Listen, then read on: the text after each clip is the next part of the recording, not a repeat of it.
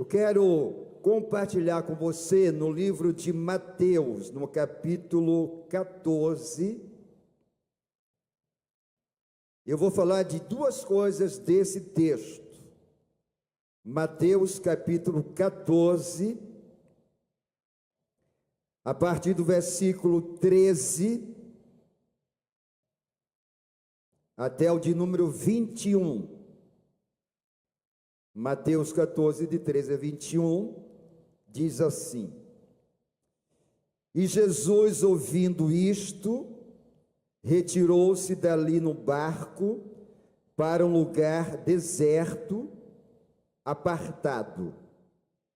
E sabendo o povo, seguia-o a pé desde as cidades.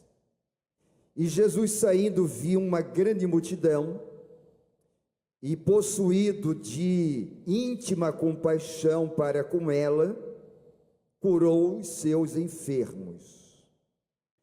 E sendo chegada a tarde, os seus discípulos aproximaram-se dele, dizendo: O lugar é deserto, e a hora é já avançada. Despede a multidão, para que vão pelas aldeias e comprem comida para si. Jesus, porém, lhes disse: Não é coerente que eles vão, dai-lhes vós de comer. Então os discípulos lhe disseram: Não temos aqui senão 5 pães e 2 peixes.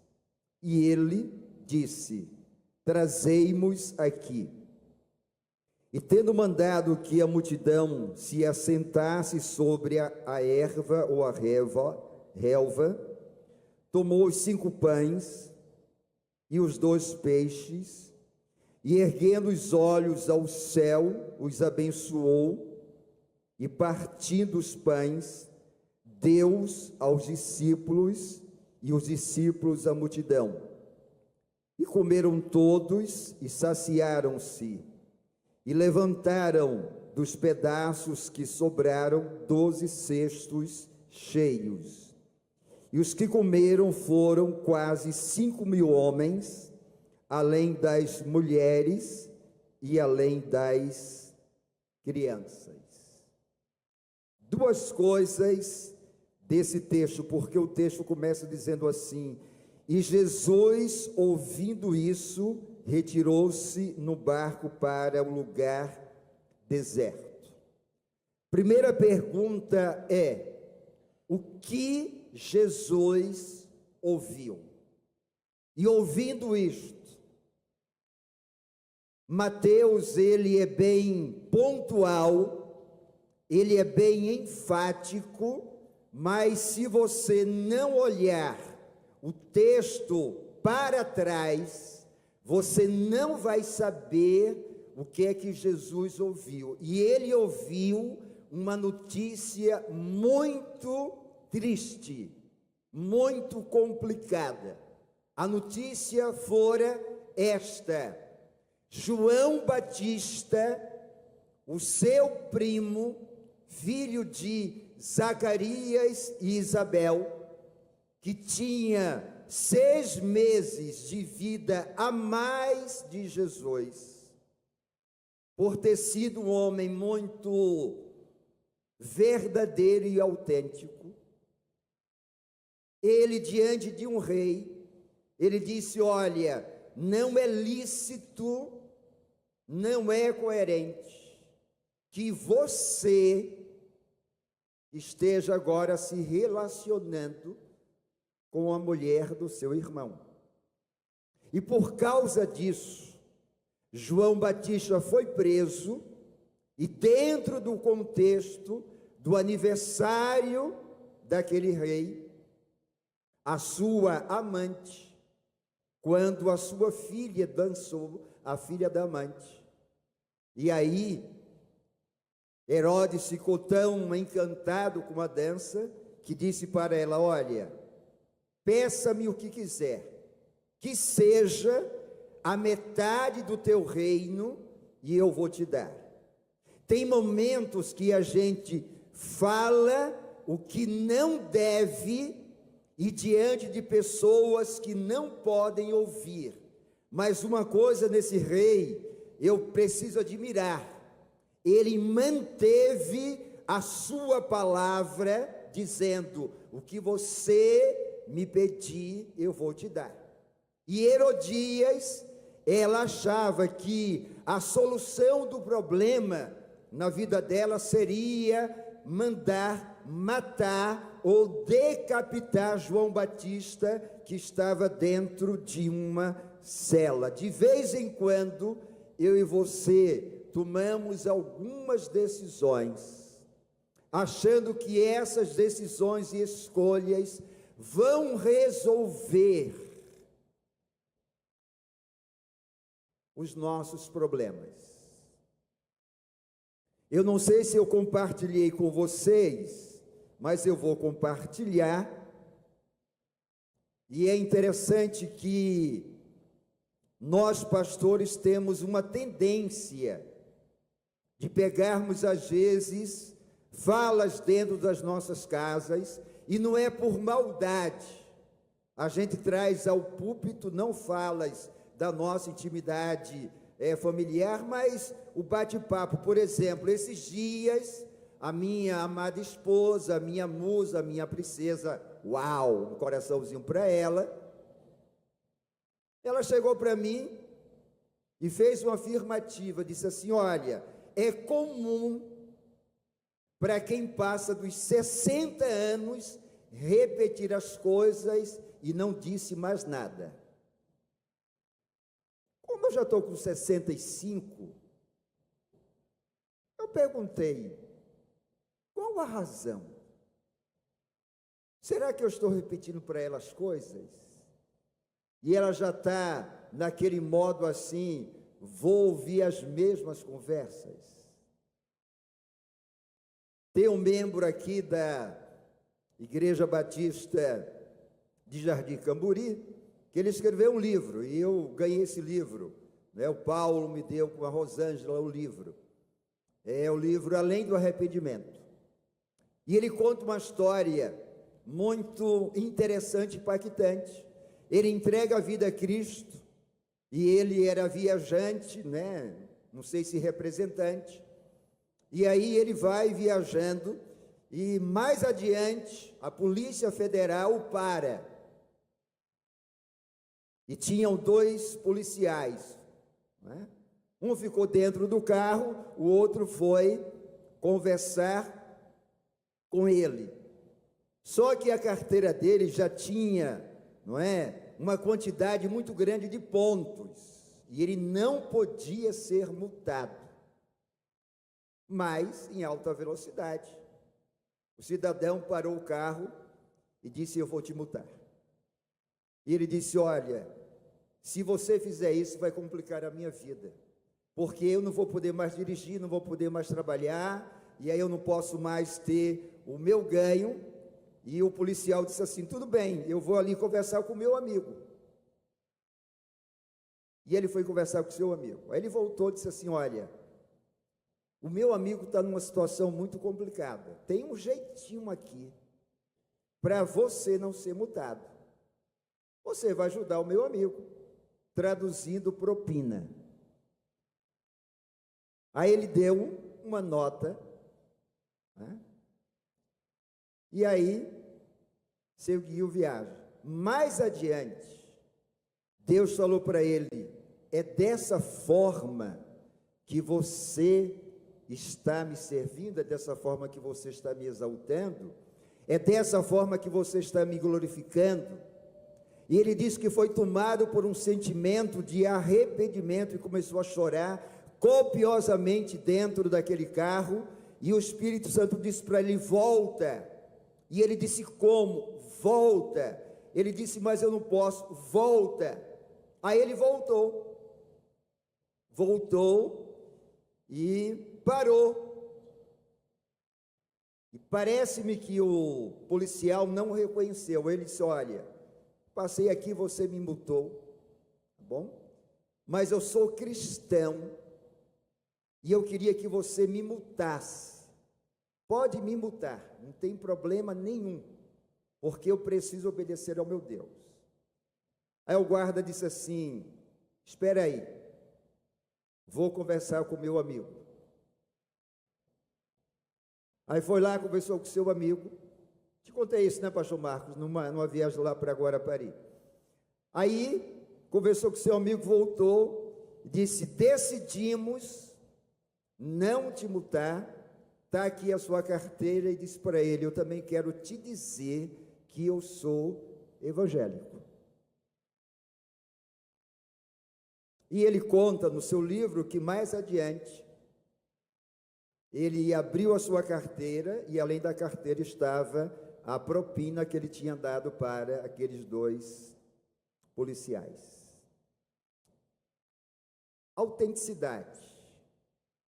Às vezes eu e você falamos o que não devemos diante de pessoas, e aí temos que manter a nossa palavra. Herodias achava que a solução era matar João Batista, mas ela continuaria no pecado. E parece-me, minha querida igreja, que de vez em quando, e eu não sei se você já leu um livro do pastor Lourenço Rega, dando jeitinho no jeitinho brasileiro. Já leu esse livro? Alguns já leram, né? De vez em quando na vida, eu e você queremos dar um jeitinho, e achamos que com isso estamos resolvendo o problema, resolvendo a situação. Mas eu quero voltar à primeira coisa que eu quero te falar, porque Jesus, ouvindo isso, e a primeira coisa que esse texto me traz é que Jesus, ele perdeu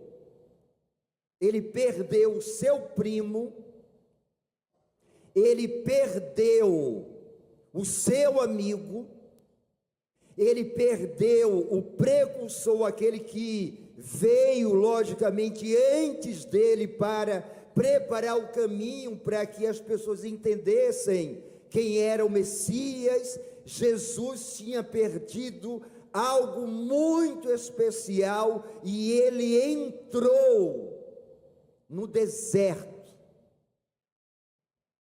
O que é que você perdeu? E eu vou citar algumas coisas aqui. Talvez você tenha perdido na sua vida. Talvez você tenha perdido algumas coisas. E todas elas estão dentro da Bíblia. Por exemplo, no Salmo 51, o rei Davi coloca-se diante de Deus e diz assim: Deus, torna a dar-me a alegria da salvação. Torna a dar-me a alegria da salvação. Torna a dar-me a alegria da salvação. Torna a dar-me a alegria da salvação. Sabe por que Davi disse isso? Por 2 razões. Primeira, era uma experiência dele. Ele tinha pecado, ele tinha errado, mas essa palavra era uma palavra profética para o século que eu e você estamos vivendo, para a primeira igreja batista de Vitória, para outras igrejas, porque olhando no espelho a mim mesmo e olhando você na sua face, a maioria de nós perdeu a alegria da salvação. Porque nós vivemos cabisbaixos, vivemos tão envolvidos com coisas desse mundo, e eu sei que no silêncio da sua alma, eu vou te falar algo que eu espero que em 2026 não se repita nessa igreja. E eu espero que em 2026, num ano de eleição, esteja na sua mente, na sua alma, no seu coração, no seu radar, na sua esperança, não um homem para gerir essa nação, mas esteja Jesus Cristo como Senhor soberano dessa nação. Nós não somos nem de esquerda, nem de direita, nem de centrão, nós somos de Jesus Cristo, e louvado seja o seu nome. Então não me traga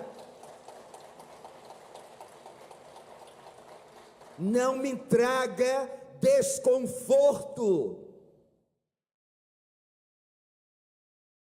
Tem uma jovem membro dessa igreja, que raramente eu a vejo aqui. Ela disse: passou um dia lá na garagem, eu fiquei horrorizada com alguns adultos que estavam discutindo política. Espaço de igreja é espaço de adoração, de ensino, de escola bíblica dominical, de ensaios, de ministração. Então, no nome de Jesus, se você em 2026 me trouxer desconforto no WhatsApp e aqui dentro, eu vou pedir para Deus te levar para o céu. E eu não estou brincando com você. A igreja de Jesus não merece isso, não foi criada para isso. Tem as suas preferências pessoais.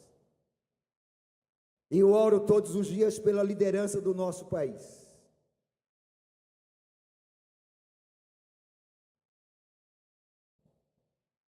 Mas eu sou de Jesus.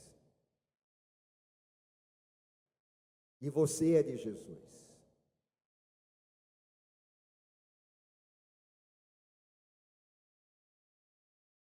O que é que você perdeu? Mas essa palavra do Davi, volto a dizer, era profética. Minha querida irmã, e eu gosto de usar essa expressão, sincera e honestamente. Qual foi a última vez que você teve alegria porque você é salvo em Jesus? Porque você vai morar no céu. Porque Jesus pagou um alto preço na cruz do Calvário. Qual foi a última vez que você assim disse: olha, que felicidade, que alegria, e eu sou de Jesus, aleluia, de Cristo Jesus, meu Senhor. Não quero falhar. Isso é um hino, gente, do cantor cristão. Mas quero andar e viver com Jesus. E a gente vai morar no céu. E parece-me que a nossa postura é uma postura pesada. Pesada. Tem coisas que as pessoas me dizem, o que eu vou te falar aqui é muito simples. Um dia alguém, pela internet, mandou o seguinte recado para mim. Não sei se é membro da igreja, eu não tenho problema com isso. Disse literalmente assim: por que que esse pastor não vai para um programa de humor? Porque ele é muito piadista.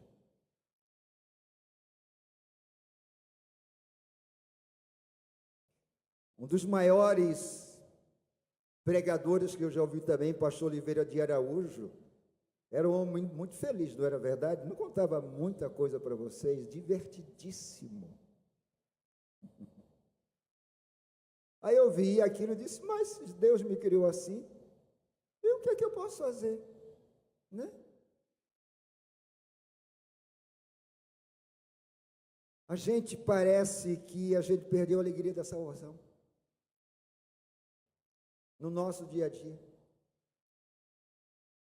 Lembra de Lucas capítulo 10, versículo 20, quando a galera chega assim toda feliz, dizendo: Senhor, em teu nome nós expulsamos os capirotos, nós ressuscitamos, nós curamos, e estavam todo mundo assim, feliz, né? Aí Cristo disse: galera, calma, antes de tudo, alegrem-se, porque os seus nomes estão escritos no livro da vida.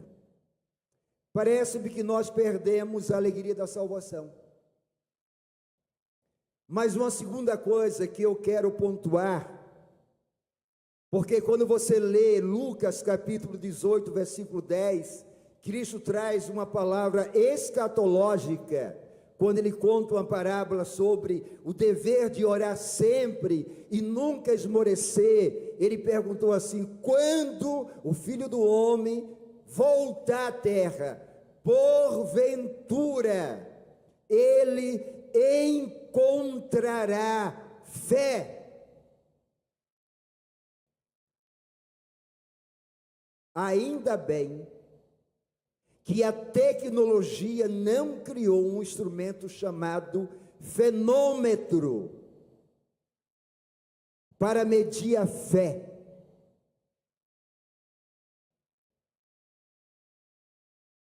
Ontem eu vi um dos vídeos mais emocionantes da minha vida, vindo lá do Piauí. Piauí sofre com uma seca muito grande.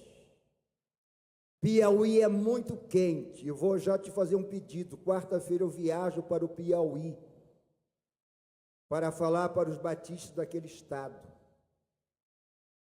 Já estive ali e o negócio é muito quente, gente.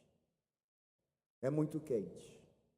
Vou até abrir aqui um parênteses, vou brincar com você. Eu conheci lá um pastor muito jovem, você vai entender. Ele disse: pastor, olha, na minha adolescência eu tive uma referência que era um diácono, um homem de Deus, muito sério, muito comprometido. Entenda o que eu vou te falar, não é nenhuma crítica. Ele disse: mas esse diácono só andava de terno e gravata. E eu disse: quando eu crescer, eu vou andar só de terno e gravata. Gente, eu cheguei no Piauí, um calor, aquilo não é de Deus. Encontro esse meu amigo pastor de manhã num sol de rachar. Diz: meu amigo, vem cá, o seu pastor da igreja está de uma camisa, com camisa simples, até de uma campanha lá de missões. Aí ele me explicou, eu disse: eu vou orar mais por você. Continua usando terno e gravata, mas nesse calor aqui, jamais. Jamais significa nunca. Tá bom? Numa tradução nordestina.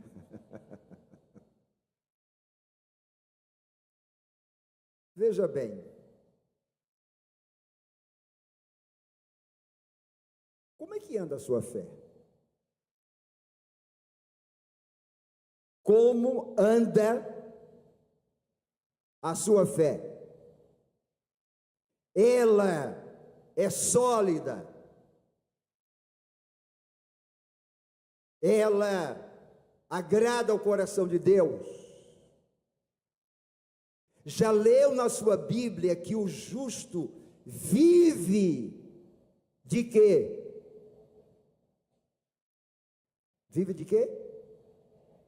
Então o justo não vive do dinheiro. O justo não vive da aparência. O justo vive da fé. Aí ontem o vídeo que eu recebi na crise, não é? Da água é hidráulica, hídrica, obrigado. É bom ter gente inteligente aqui, né? Mas o que muita seca. Uma igreja numa localidade há anos, pedindo a Deus, Deus da água, Deus da água, Deus da água. E um pastor que eu quero conhecê-lo agora, ele persistiu, uma outra igreja entrou em cena, gente, com 35 mil reais, eles conseguiram cavar um poço para abençoar no mínimo 10.000 pessoas. Eu, quando vi a água jorrando, eu disse: louvado seja o nome do Senhor. Uma fé que não desiste, porque a água está lá embaixo. E às vezes aquilo que Deus quer para você, Ele quer que você cave um pouco mais, que você persista um pouco mais, que você faça um pouco mais. Será que você já perdeu a sua fé? Será que você já perdeu a esperança nas promessas que Deus fez para você? Porque dentro da sua cronologia, Deus não fez ainda, Ele não curou, Ele não salvou. E ontem eu fui a Guarapari celebrar os 15 anos de Alice. Alice está vindo com a sua família aqui para a nossa igreja, já tem estado envolvida aqui com a gente. E eu pude falar naquele aniversário, mas antes de sair,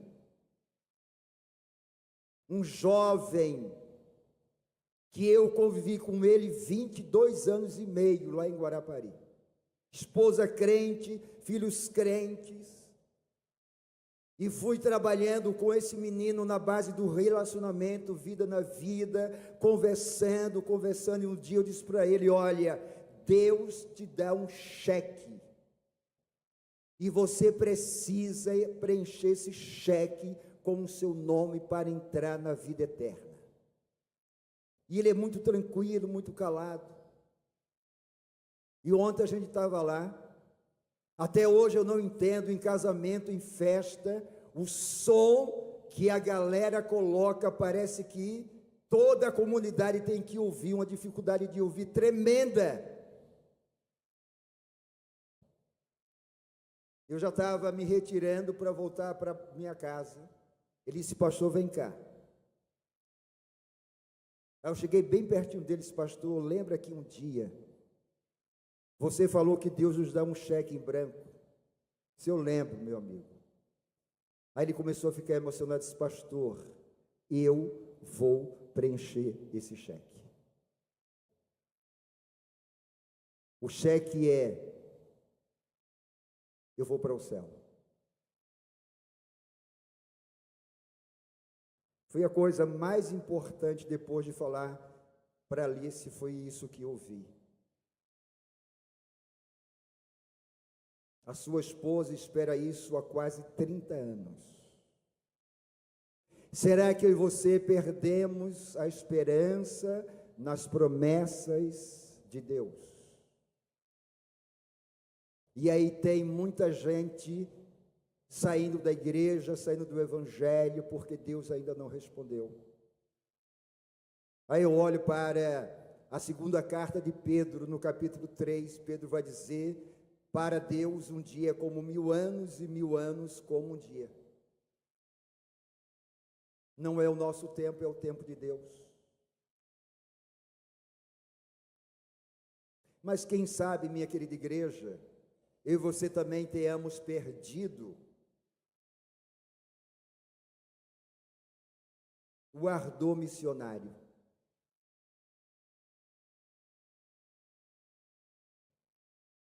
Quem sabe a gente não mais se importe com as almas das pessoas que vão para o inferno.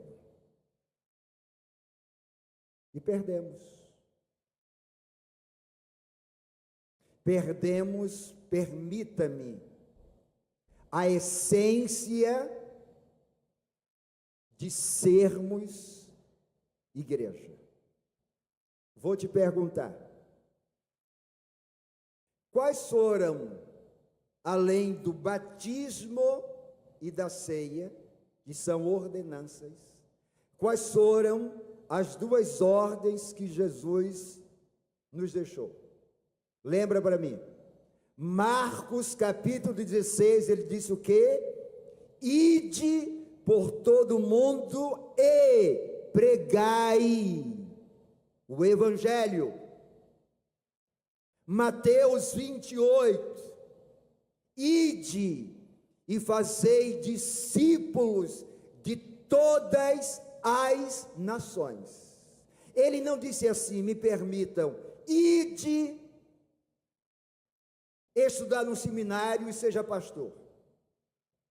Ele não disse assim, ide e ensaiem coros e bandas e cantem. Tudo isso é importante. Ele não disse assim, ide e façam uma escola bíblica dominical, constituam um ministério dominical, uma mulher cristã em ação. Tudo isso nós fazemos com duas intenções: pregar o evangelho e fazer discípulos. Então, se nós somos pastores, diáconos, músicos, mulher cristã em movimento, embaixadores, peregrinos, qualquer coisa dentro da igreja que não tenha como instituição esses dois focos, nós estamos tão apenas confortáveis dentro de uma igreja. E as pessoas estão indo para as trevas eternas. E perdemos isso. E o Espírito Santo de Deus precisa reacender em nós, para que nós não percamos a oportunidade. Paulo disse a Timóteo, Timóteo, quer seja em tempo e em fora de tempo, prega, anuncia, fala. E a gente está perdendo isso.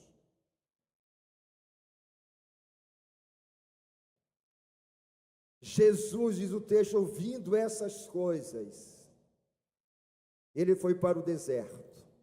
E é interessante, minha querida igreja, que eu sei que deserto é pedagógico, mas quando eu e você perdemos algumas coisas na vida, nós entramos nos nossos desertos e achamos que a vida perdeu o sentido. Lembre-se que na Bíblia, todos os homens e todas as mulheres que, ou deliberadamente, ou conduzidas por Deus, que foram ao deserto, foram para que Deus estivesse com elas, elas não estavam sós, e Deus transformou o momento dessas pessoas no deserto. Qual é o deserto que você está?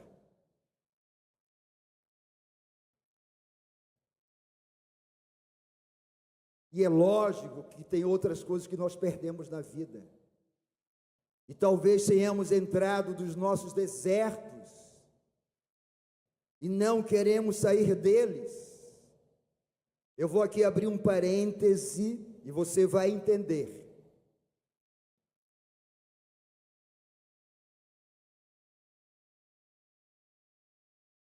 A notícia que eu vou te dar, ela não é muito boa, eu também não gosto de dar. Eu já fiz muitos sepultamentos na vida, muitos. Mas nunca vi, já te falei isso aqui. Lembra que eu tenho mais de 60, então posso repetir? Nunca vi, por mais que se ame o defunto morto, também nunca vi defunto vivo, tá bom? A pessoa fala assim, pastor, me sepulta com ele. Não, todo mundo sobrevive. E às vezes você perdemos algumas coisas na vida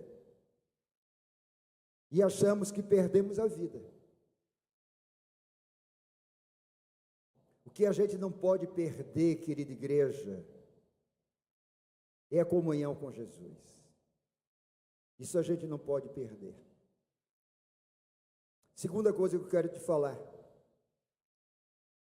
Diz o texto que Jesus, depois de ouvir tudo isso, continuou fazendo o seu ministério, e acontece nesse texto a primeira multiplicação de pães. É isso mesmo que está na sua Bíblia? Volta a sua Bíblia aí, vê se o título é esse. Mateus 14, versículo 13. Tem um enunciado aí. É a multiplicação de quê? De pães Está assim na sua Bíblia, pastor? Pães e peixes? O enunciado. E peixes. Aqui, na minha tradução, só está multiplicação dos pães. Os peixes ficaram de fora. Não é? Veja bem. Vou te fazer uma pergunta. E me ajude a respondê-la. Se fosse você, discípulo de Jesus, ou discípula dele, tivesse ali você com aquela galera, há 3 dias, sem comer. Vou te dar uma outra notícia: sem tomar banho. Mas vamos deixar o banho de lado, né? Vamos voltar ao comer. 5.000 pessoas. Se os homens daquela ocasião fossem iguais a Pedro Luiz de Andrade, meu pai, ali estariam somente do meu pai 13 filhos. Mas, vamos pegar uma média judaica, né? 3, 4 filhos, multiplica aí, quantas pessoas dariam em média? 3 ou 4? 20.000, se fosse 3 vezes 5, ei, igreja boa de matemática, 3 vezes 5 quanto? Então, entre 15 e 20.000. Se você tivesse ali, qual a solução que você daria?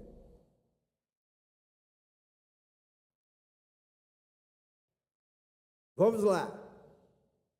Você está lá com a galera, os outros discípulos, olharam a multidão, 15 a 20.000 pessoas, 3 dias ali. Qual a solução que você daria? Porque os discípulos deram. Se reuniram, bateram um papo, conversaram os 12, né? Fora da presença de Jesus, muito complicado isso, resolver a vida fora da presença de Jesus, resolver problemas fora da presença de Jesus, fazer qualquer coisa fora da presença de Jesus. Nunca preguei sentado no banco de um piano. Uau! Gente, qual o tom? O tom aqui é da misericórdia, que eu não sei tocar nada, tá bom? Nem sei que nota é essa, mas o banco é confortável. Gostei da visão. Qual era a solução que você daria? Qual a solução que você daria? Porque os 12 se reuniram e chegaram a uma conclusão.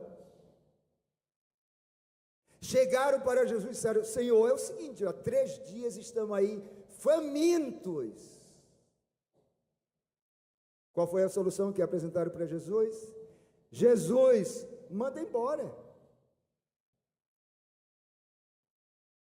Manda embora. Tenham para mim que eles ficaram aguardando Jesus dizer: gente, vocês são tops, vocês são gênios, vocês são fantásticos. Por que é que eu não pensei nisso? E vocês pensaram. Eu acho que eles esperaram Jesus dizer: olha, de hoje em diante, nos outros problemas, eu vou consultar vocês são as pessoas que vão colocar Steve Jobs no bolso. Vocês estão além. Que ideia maravilhosa. Ah, Senhor, é simples. Tem dinheiro, estão aqui porque querem, né? Em volta existem aldeias. Manda eles ir embora, cada um se vire.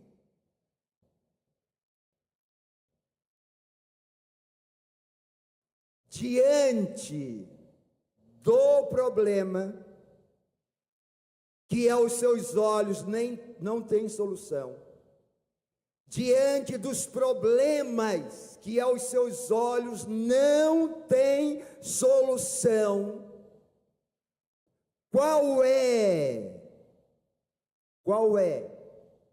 a ideia que tem prevalecido em você?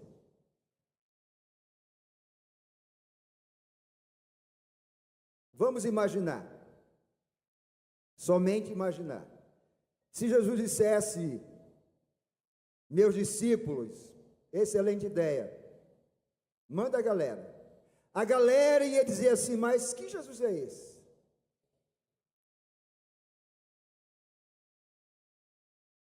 Claro que quando você vai lendo os evangelhos, você vai tendo desdobramentos das ideias que eles tiveram.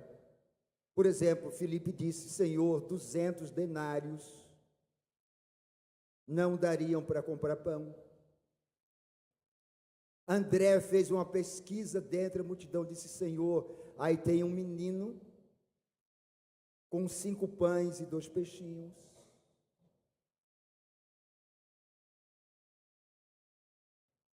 E às vezes, minha querida igreja, a gente quer apresentar soluções sem consultar Jesus, sem conversar com Jesus. E aí Jesus disse assim: olha, a ideia de vocês não vou aceitar. Aí ele faz uma transferência: vocês vão ter que dar de comer. Como? Como, Senhor? Como, Senhor, nós não temos nada. Aí alguém disse: Jesus, temos aqui 5 pães e 2 peixinhos. Mas os discípulos disseram: Senhor, o que é isto para tantos? E deixa eu te lembrar uma coisa. E permita a minha expressão, porque ela não é muito agradável, mas ela é bíblica. Talvez você só esteja com migalhas da família, migalhas do casamento, migalhas da vida.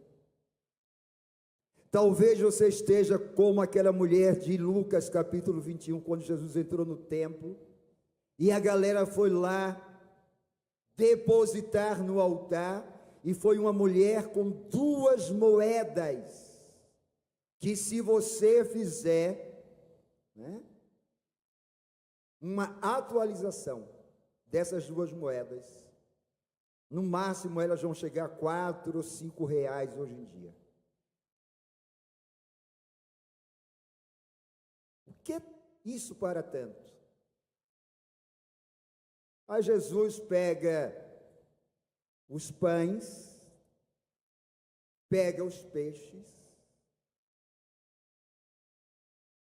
olha para o céu, não fecha os olhos, dá graças a Deus, abençoa, e disse para os 12: a solução está aqui. E eu imagino os 12 pegando os 5 pães e os 2 peixinhos e dizendo assim: como está aqui a solução?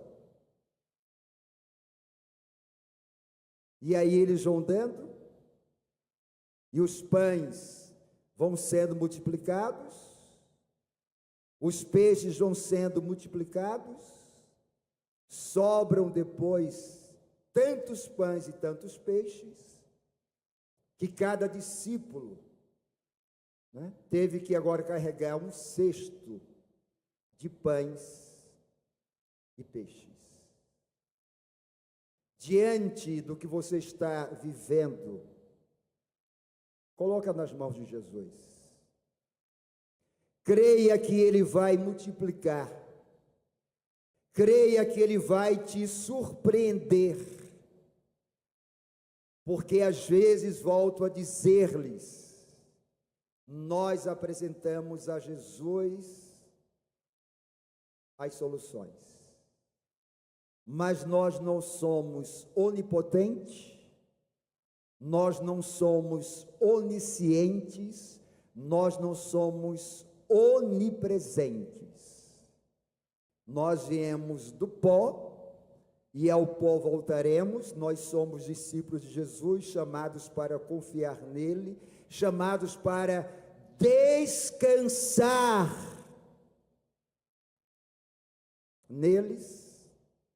E lembra comigo rapidamente, tanto Elias como Eliseu.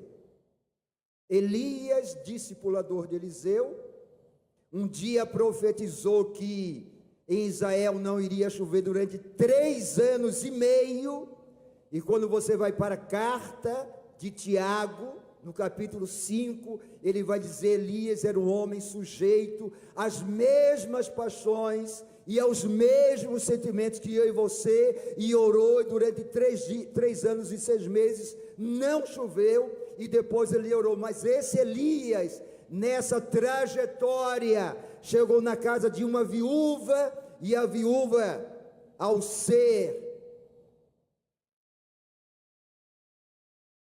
apresentada a Elias, Elias disse: olha, vai fazer alguma coisa para eu comer? Ela disse: cidadão, é o seguinte, eu tenho aqui um pouquinho de comida, e eu vou preparar a última refeição para mim e para o meu filho. Olha o desespero dessa mulher. Elias disse: fica tranquila, não vai faltar na sua casa farinha e azeite.